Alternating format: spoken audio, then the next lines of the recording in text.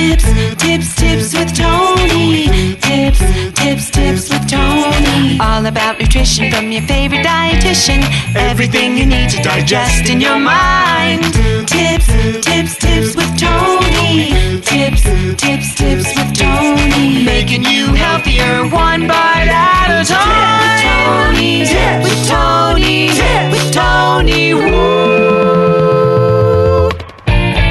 Hello, and welcome to the Tips with Tony podcast. I'm Tony Marinucci, your registered dietitian, helping you get healthy one bite at a time.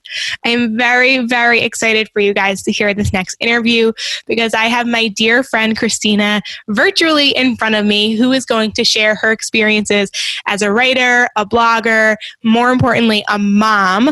And we're going to talk a lot about a lot of things that are kind of going on right now and how you can kind of get closer with your children during this very stressful time of a lot of unknowns. And I think you're really, really going to enjoy this interview. So welcome to the podcast, Christina. Thank you. You made me feel so good about self. I loved your introduction. Hi, Tony. Hi. So why don't you let the listeners get to know you a little better by just sharing who you are, what you do, and why you do what you do. Okay. So just to get a little formal, my name is Christina. I work in human resources. I've been with my company for 17 years, and I do love what I do in that sector. I'm also a mother of a proud 13-year-old boy. He means everything to me. And in addition to that, I write, I blog, I people watch. I enjoy the little things in life. Those are things that bring me joy. So that's pretty much me in a nutshell. Yeah. If you want to know anything more. No, well, I definitely want to hear more about, you have a blog, Joyfully Chrissy Lee. I definitely want to hear more about that. One thing you didn't say in your introduction that I think is super important is you love bringing people together. And I had the pleasure of speaking at, Christina had 2 women events to get women together to really just spread joy. And she's going to tell you more about that. But she does that often because she just believes in the value of connection and knowing others. And it's super special because you make us get real and vulnerable and in a way that, you know, and I know you're going to talk about this later about how you even get your son to open up about things. But a lot of people can't really create a space environment to do that. And you definitely are really, really great at that. So I just want to say thank you. I appreciate that. You're such an encouraging friend. Well, so are you. Christina and I have known each other for what is it now? 5 years, 6 years? 5 years. Yeah, but we got close 3 years ago.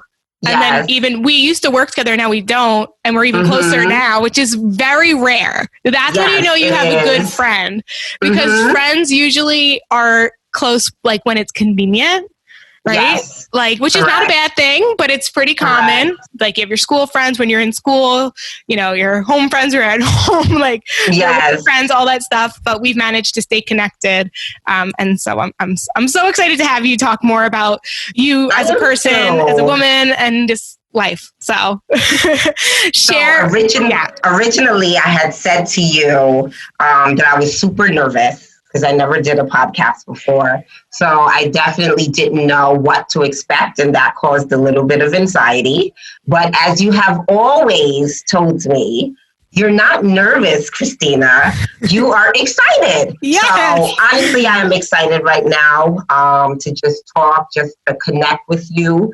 Connection really means a lot to me. I value connections in each of my relationships, whether it be a connection with my son or a connection with somebody at work.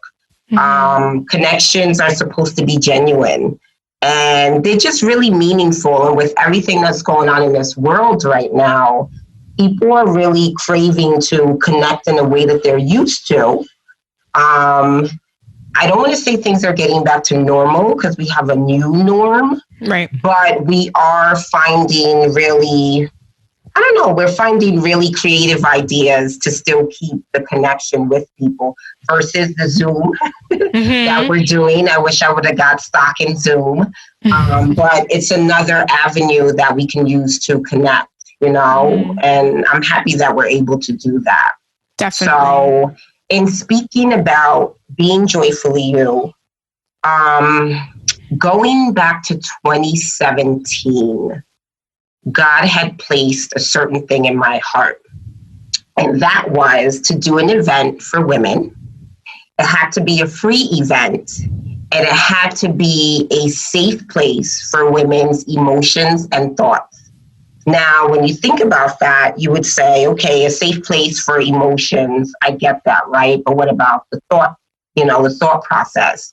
I'm really big on the sharing piece. So the two events that you spoke of that I did, it's not just me. It's not just you speaking. We always open it up, right? To connect with the people that are there, to engage with them, because engagement goes a long way. Mm-hmm. And in building those connections and talking about the things that we talk about, I think we've set the atmosphere for people to be vulnerable, which is important to me. It can be a little scary at first because who wants to be vulnerable with strangers?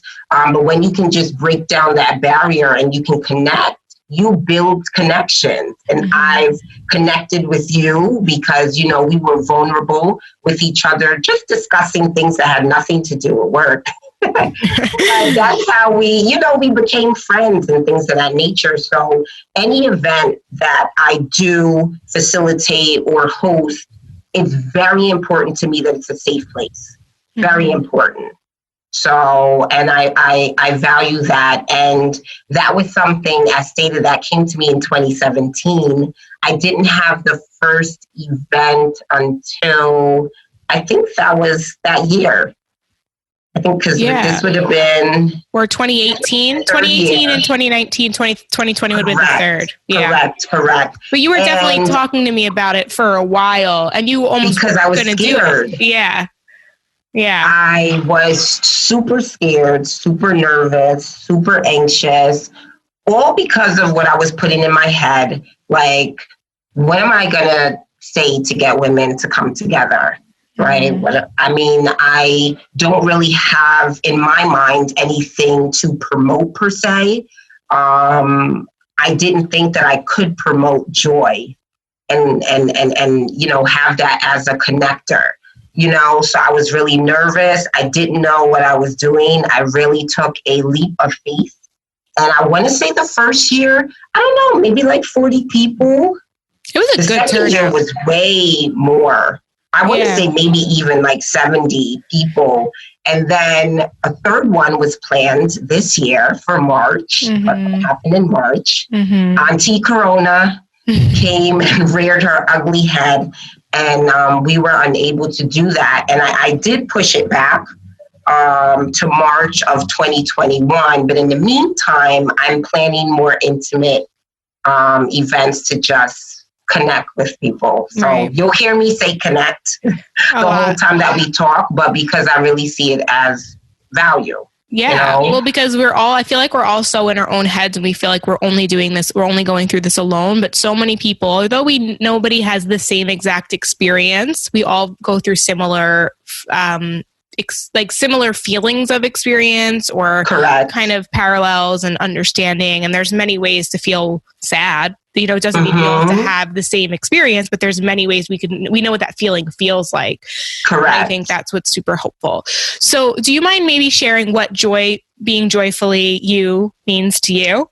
Yes, I definitely will share that. So just to backtrack just a little, Joyfully Chrissy Lee is the name that I go by. And the way that the name came to be is I've always been referred to as a joyful person. Like never just happy, just joyful. People use that word when they were referring to me. Obviously, my name is Christina, but my grandma or my family, they call me Chrissy. And sometimes my grandmother would say Chrissy Lee. Like it was a cute little nickname. So hence why you got the Joyfully Chrissy Lee. So this really started from a blog, right? I've always been somebody that journals, that writes. I have a bunch of writings around me. I'm writing, I was writing right before we spoke. But Joyfully Chrissy Lee started off with just my blogs. And I want to say I did. I started blogging before Being Joyfully You was birthed, if you want me to use that word. So with Being Joyfully You, I just really wanted to, again, have something for women and connect. And I'm able to do that because of Joyfully Chrissy Lee. I think that was the starting point of me sharing, right? Well, because right. Sorry, not to cut you off, but I think the irony of it all is, as joyful as you genuinely are, behind that is a lot of hurt and a lot of sadness, and and then people don't really always see that, and a lot of your blog posts kind of, you've started opening up about that, and I think it helps people to recognize that, like, there's many sides to many stories, and we all kind of go through the darkness, but there is ways to work through it. Correct. And come out shining. So joy and happiness are definitely different. Happiness is usually described as an emotion. I feel happy. Joy is more of a content. And I honestly believe that joy is a spirit. That's a whole separate conversation that we can have, but it is a fruit of the spirit. And one of the things that really motivated me, and on my blog or on my page, I'll say From Darkness to Joy, is because there was this person named Paul in the Bible that wrote about joy while being in prison. So that's like an oxymoron. Like, what the hell are you joyful about? And you're in prison, but it's about being content about where you are and pushing past everything that you're enduring at that moment. And I have definitely experienced a lot of pain in my life. I'm recently, as you stated, starting to open up about it. I do feel like 2020 is my year for healing in every area, especially emotionally and mentally, and I'm sharing more. But to be honest, this healing process probably started with the birth of, Joyfully Chrissy Lee and Being Joyfully You. But I really stand and lean on joy. I believe joy is strength. And joy is just a constant reminder that in spite of whatever the in spite of is titled in your life, like, you still have joy, right? If you want to define it as joyful moments, but you can always find something that is joyful. And even if it's as small as, I don't know, a stone, which is so cute, right? You can hold on to this joy and it'll carry you through whatever you're going through, if that makes sense. Yeah, for sure. Wow, that was very, very helpful. So at the end, I'm going to let people know where they can find your blog and read some of those. I think they'll really enjoy them. So one thing I definitely wanted to talk about today is, with all of the chaos going on, everything going on in the world. Yeah. I guess, how do you find joy, or, this is like a hard transition, but I did want to talk to you about it, because I know you're a mom, and I really want you to, you're a really great mom. And I feel like you're going to provide a lot of tips on how to kind of connect with anyone who's listening who's a mom that wants to connect with their children more and have real conversations with them. Yeah. Christina's going to give some really great tips about that. But before doing that, a lot of my clients, are doing well with their nutrition, and they're doing well with their fitness and all that stuff. But there's barriers, and the barriers are the stress, like serious stress and worry about what's going to happen in the school year related to COVID, and the kind of the unknown. So I'm curious, like, how you're feeling with all of that. Your son is just graduated and he's going to go to high school, which is super exciting. Woohoo! Yes. Congrats to him. Don't pray for me though. But then there's like the reality that he might not have that experience of, actually going into school. May have to learn virtually, or even if he does go to school, it's not going to be the same, because everyone's going to have to be socially distant, and it's just, how are you personally managing kind of the stress of that, and then how are you helping him and checking in with him about that stuff? So it's a journey. You have your good days. You definitely have some bad days. In the beginning, it was extremely hard. What was hard was the balancing act of working, showing up to work, showing face, right? You have to be professional. You know, I can't come to work like the world is over because of the position that I have.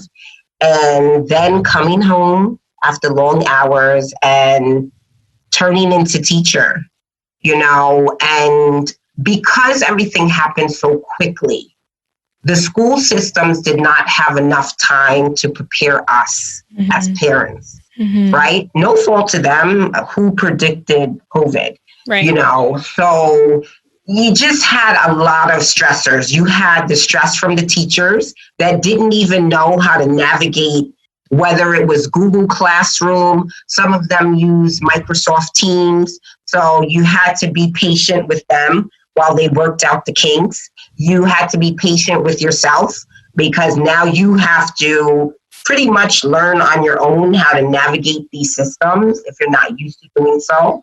And then you have to remain that calm piece for your child. Because here's the reality, the social aspect of what they're going through is so important. And what I mean by that is just with them not going to school and with them not being able to socialize, you know, with their friends, classmates, just have social interaction with people that are their age. That's a huge factor in how your child will feel. So not only do you have to engage with them in their studies, but now you have to look to engage with them in other ways socially. So, you know, we just raise some good kids that are not maybe socially awkward. Because what are they doing right now? They have YouTube. They're definitely on YouTube a lot. They have all avenues of social media. And not to say that social media is bad, but it will affect them. And I do believe it is affecting them because you can kind of create whatever persona you want to on social media. And then we all know the negatives. There can be bullying and things of that nature. So as a parent, now you have to manage that, which is extremely hard. So you're taking care of their schoolwork, the distance or learning. You're engaging with them, you know, a little bit more than you would because you want that social interaction.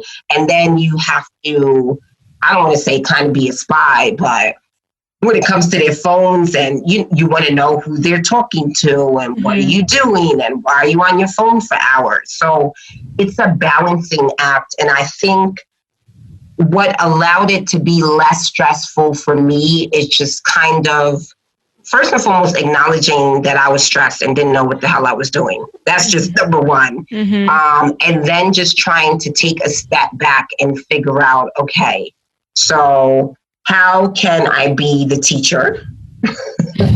Although the teacher's still there, you know, you do have to step up as a parent. So how do I do that? Okay, what materials can I read, you know, to help me help my child with whatever projects or things that he has? Send out emails, you know, to the teachers, make sure you have a communication with them, build up a relationship where they know that this is a partnership. I'm not against you as a parent. Like, we're on the same page about my child's, you know, moving forward in an educational aspect.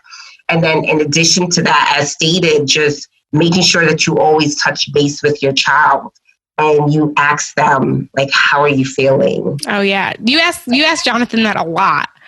All the time. Yeah. I'm always annoyed by it, but it means something to me. I wasn't raised in that manner. And it's no fault to my mom. We weren't raised to talk about our feelings.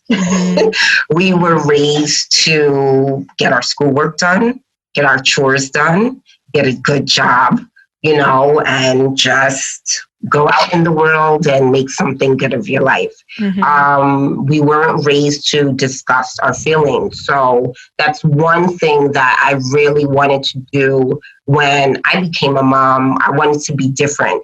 And again, my mom did a phenomenal job because she'll definitely be listening to this. So, Mama Marilyn, I love you.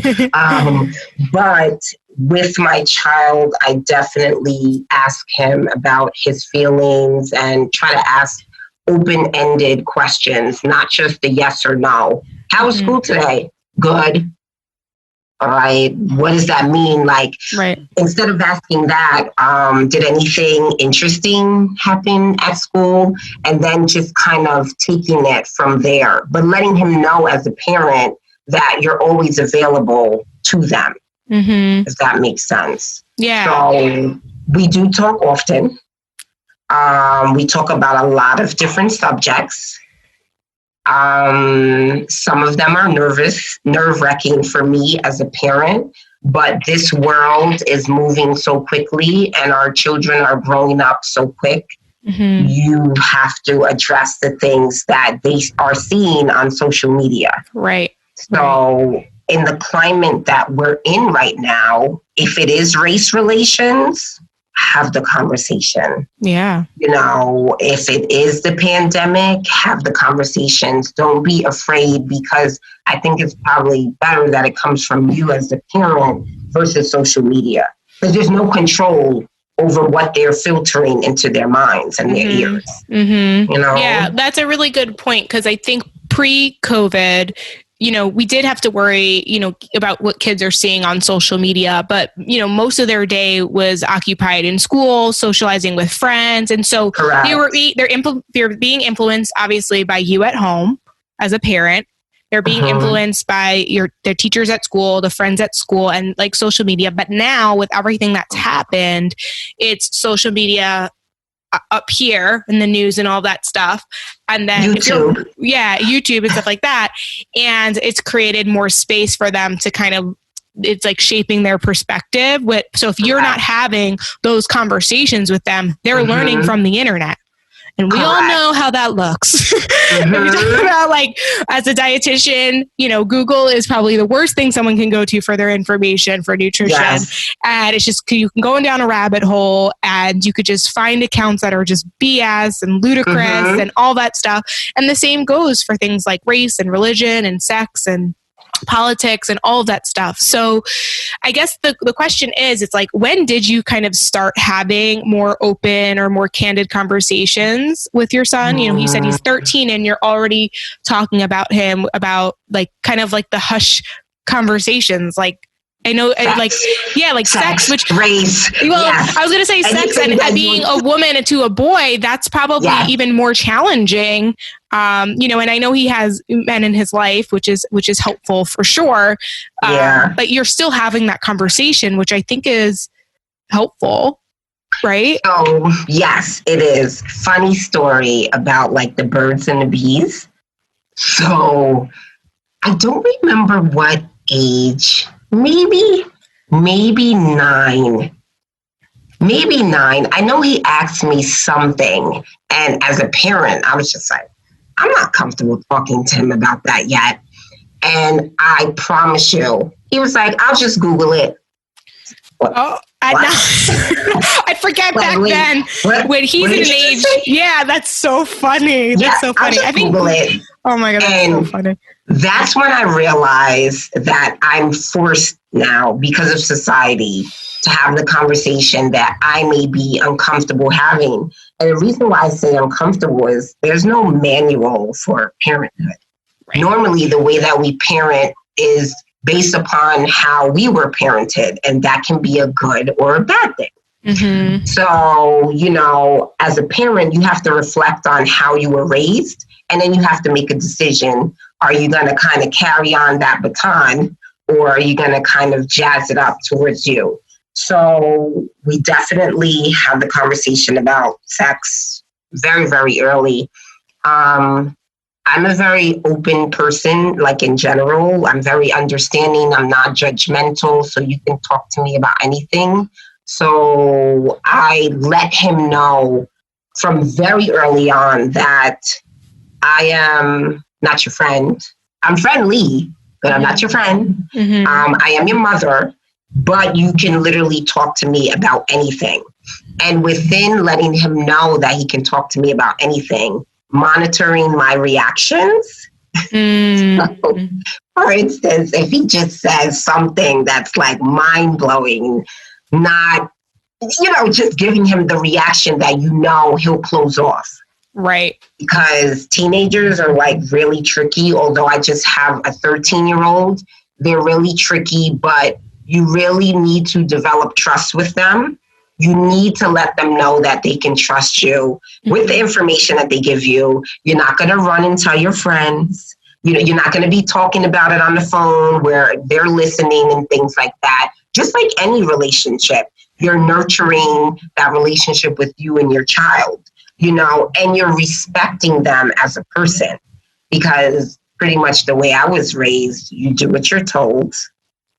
You do not have an opinion at all. Mm-hmm. So with Jonathan, I do give him a platform to express the way he feels. I give him the platform to be angry, to yell. I am strict. You're not going to disrespect me, nor are you going to curse. That's something I don't tolerate.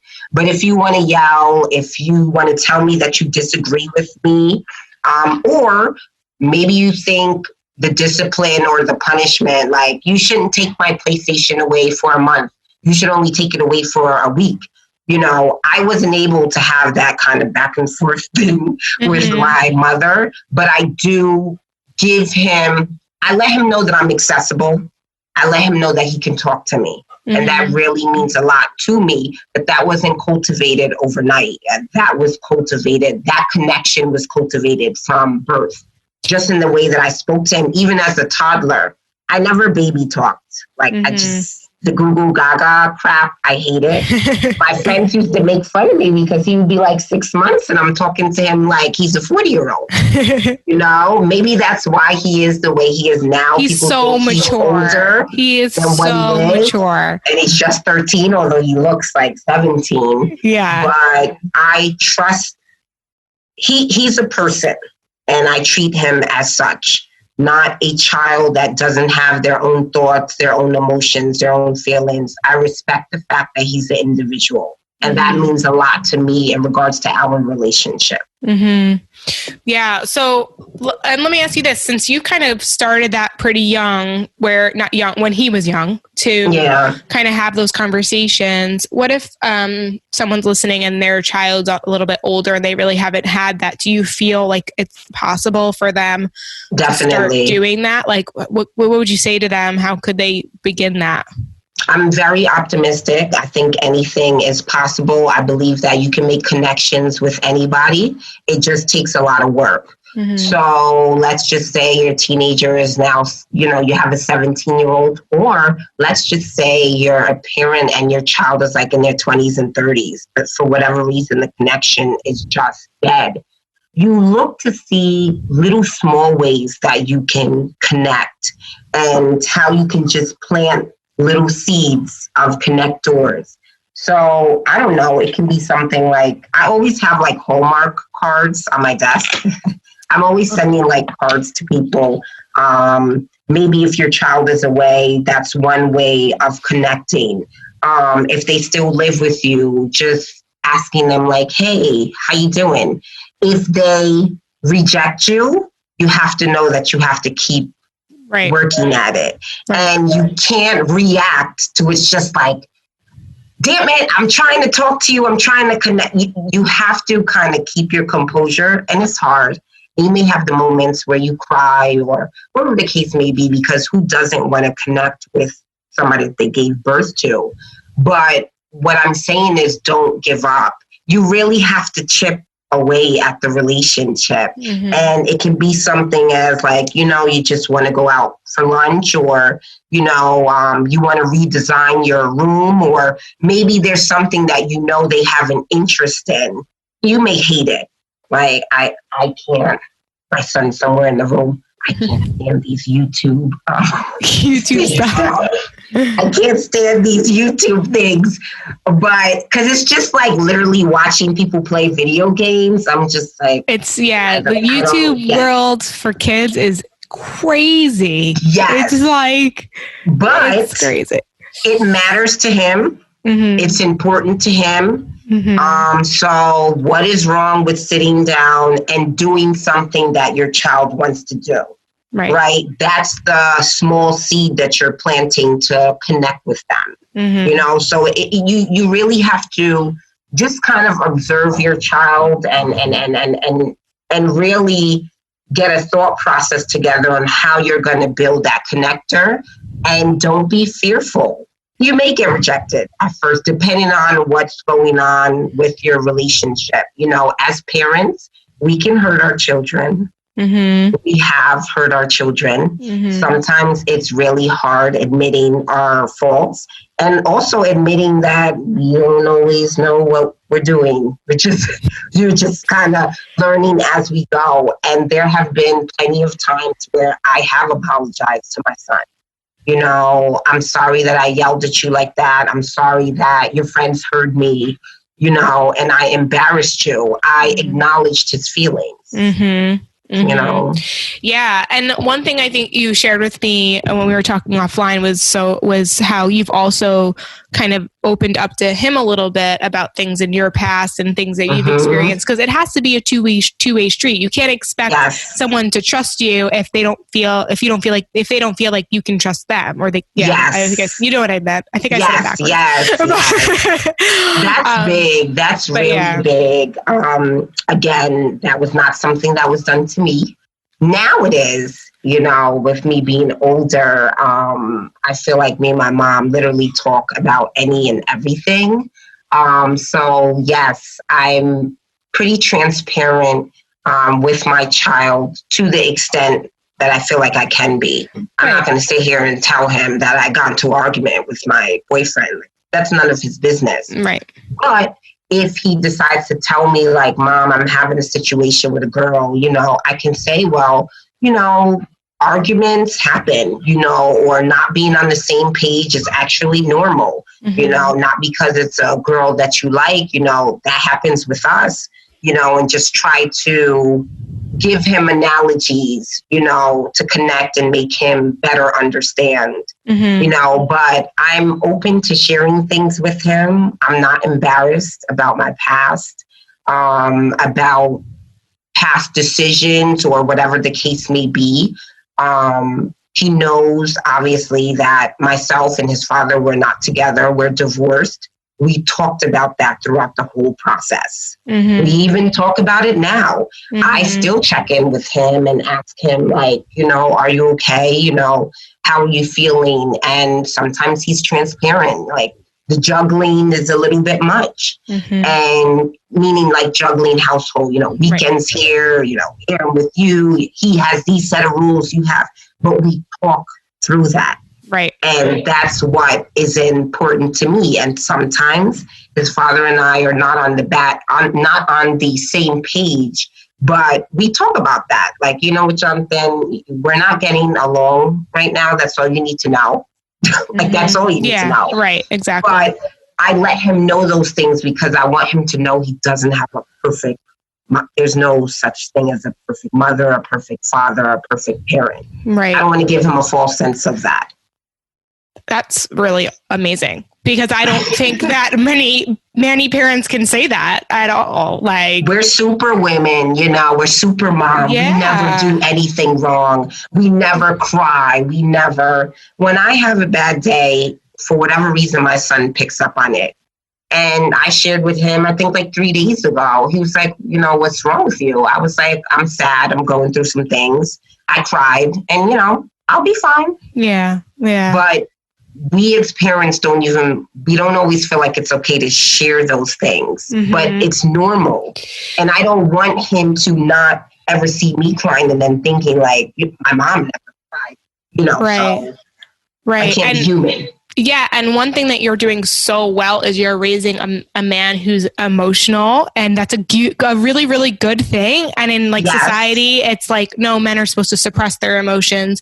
Correct. But you're teaching him how to be emotional, and that's going to help him so much in the long run. So just to be able to articulate his feelings, man or woman, to this day, I still struggle with being able to articulate how I feel, because for so long I just couldn't find my voice. I just felt like how I was feeling just didn't matter. So I would just stay quiet and try to deal with it on my own. And now I'm getting better. And where at it. did that get you? Nowhere. Right? It just builds up, right? It just builds up. So I think the fact that you're teaching him how to, like, that it's okay to not be okay. That alone, that lesson right there is literally, like, I feel like all we need in life. It's okay not to be okay. And I'm really big on that, especially because I have a son. You know, people put a negative connotation to being emotional. Like, you know, you're crying, like you're so emotional. Okay, but there's a lot of angry men, and anger is emotion. So they're emotional too. You know, it's just that society has accepted men are angry and women, you know, cry, you know, and that's okay. No, let's teach our men how to express their emotions in a healthy way. If you're angry, tell me you're angry. And giving them the platform, like if you want to slam a door, you know, now you may not be able to do that in this venue or this environment, but it's extremely important that we do teach them how to express, because if they don't and they decide to suppress, it's definitely going to come out in a way that we'll probably be, you know, disappointed in ourselves. Maybe they get a girlfriend and God forbid they don't know how to handle that breakup. And now they're like beating, you know, breaking her glass, you know, with a bat. Or God forbid, like putting their hands on her, all because they don't know how to express, like, you hurt me. Yeah. Well, because exactly that. Behind all anger is hurt. Correct. That is it. There is nothing else behind anger other than hurt. So when you really get to the root of it before it builds up, then that's how you're going to be able to help manage and not do things that most people, when they come down from anger, regret that. Yes. Right? Yeah. No one's happy that they snatched some guitars or, you know, like no one's happy that they did that. We're just so used to burying hurt. Yeah. And it's honestly, it's not just in the household.